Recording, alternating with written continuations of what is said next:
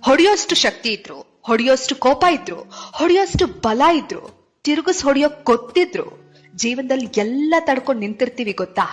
ಅದು ನಿಜವಾದ ಬಲ ಅಂದ್ರೆ. ಅವಮಾನಿಸಿದವ್ರಿಗೆ ಅವಮಾನ ಮಾಡೋದಲ್ಲ ಬಲ, ಕಡೆಗಾಣಿಸಿದವ್ರನ್ನ ಕಡೆಗಾಣಿಸೋದಲ್ಲ ಬಲ, ಬೈದವ್ರಿಗೆ ವಾಪಸ್ ತಿರುಗಿಸಿ ಬೈಯೋದಲ್ಲ ಬಲ ಅಂದ್ರೆ. ಬೈಗಳನ್ನ ತಡ್ಕೊಂಡು ನಿಲ್ಲೋದಕ್ಕೆ ಬಲ ಬೇಕು.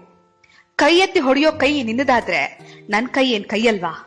ಒಂದೇಟ್ ನೀನ್ ಹಾಕಿದ್ರೆ ಎರಡನೇ ಏಟಿಗೆ ನಿನ್ನ ನೆಲಸಮ ಮಾಡೋಕೆ ನನಗ್ ಗೊತ್ತಿಲ್ವಾ? ಆದ್ರೂ ತಡ್ಕೊಂಡು ನಿಂತಿದ್ದೀನಿ ಅಂದ್ರೆ ನಾನು ಹೋಗ್ತಿರೋ ಮಾರ್ಗ ಬೇರೆನೆ ಇದೆ ಅಂತ ಅರ್ಥ.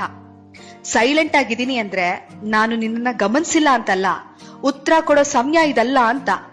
ಜೀವನದಲ್ಲಿ ಆತರ ಪಟ್ಟು ಎದುರಾಳಿ ಮಾತಿಗೆ ಮಾತು ಕೊಟ್ಟು ಸಮಯ ಹಾಳು ಮಾಡ್ಕೊಳ್ಳೋದಲ್ಲ ಸೂಪರ್ ಸ್ಟಾರ್.